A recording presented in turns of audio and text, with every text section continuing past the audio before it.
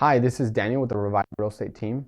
Today we are diving in on how to run a CMA or a comparative market analysis. Now this process can be really simple when there are plenty of comparable sales, but can also get very complex quickly depending on the property type, land, multifamily, or other unique assets. In this video, we'll keep it simple and we're going to start with single family homes in subdivisions. Later videos will cover more complex cases. So we have to put on our appraiser hat for a minute. When we're an appraiser and we're running a CMA, there are three basic approaches we can employ. We can do the comparable sales approach, which is comparing similar houses that have sold nearby.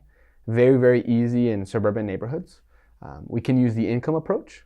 This is most commonly used for rentals or investment property. And we can use the cost of replacement approach. This is typically used for special assets that don't have comparable properties and are not producing income and are not being purchased for an income purpose.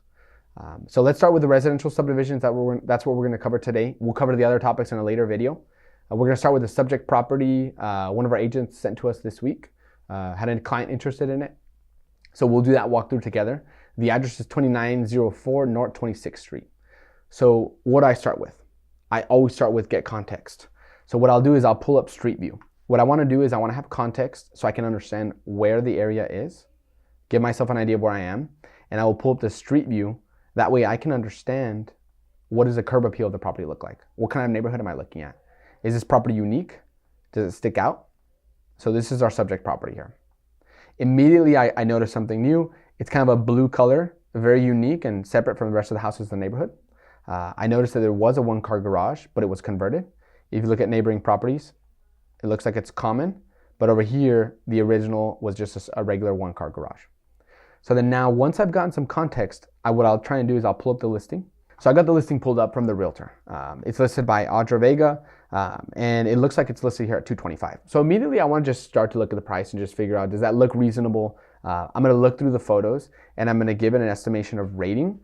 Look at that. It looks like the map was outdated and it's no longer that blue color. It's now been painted kind of a better tone. The garage conversion is still there. It looks really, really remodeled. Looks like they did some really nice staging or virtual staging on the property, painted the cabinets, replaced quartz. So I would say this is definitely a 8 or 9 out of 10 on the rating of just how I would visually rate a property. And it looks like that garage conversion was made, but it's not 100% done. So I'm thinking that square footage on the garage is not going to 100% add value. Looks like a pretty nice, pretty basic layout. I've seen these properties before. Now what I'll immediately do is I'll go to map search. What I want to do is I want to find comparable properties. So what I'll do is I'll drop a radius here on matrix and I will go within I'm going to start with a half-mile search. What I noticed is this property immediately is 2-story. I want to see if I can find 2-story comps that have sold in the past 6 months. We always want to start with 6 months. If we can't find enough data in 6 months, we can go out to about a year. So I immediately go to maps. I want to make sure they're not too far away. And I immediately see another comp that sold for $220, 5-bedroom, 4-bath. Now look at this property and I start to get myself an idea.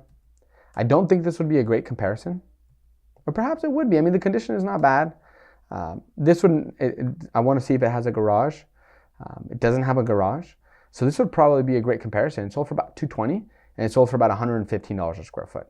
Now, this looks like a nicer subdivision. So I think maybe this would be a little bit higher. Maybe we need to be under $116 a foot. So I want to get more data. So what I do is I go to my criteria, and instead of going sold for 180 days, I will go sold for about 400 days. I want to see if I can find comps that are really, really close to me. And if I didn't find one a half a mile out, I can go a little farther. Let me see what I can find here. I'll go 450. And I've got 12 results.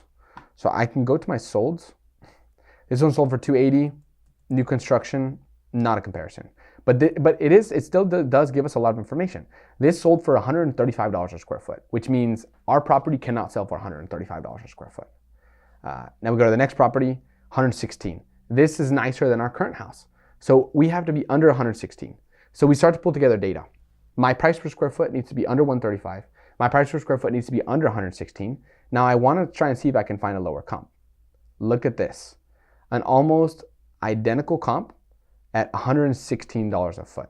But I want to know something super, super important that gets agents. And I think this is probably a 6 out of 10 instead of an 8 or 9 out of 10. It sold for 179, if you can see here at the top corner, but it had 7,000 in concessions.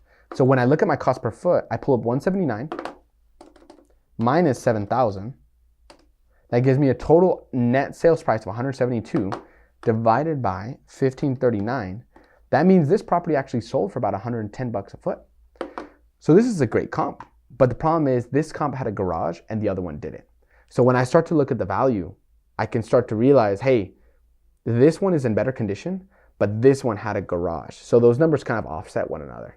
So what that tells me is that our price point needs to be somewhere between $105 to $110 a square foot, somewhere between there. And if I do $110 a square foot against our subject property, where does that put us? Let's see. I think that property is, let me see if I can pull up the exact square footage. That listing right now has, I think 1592 square feet.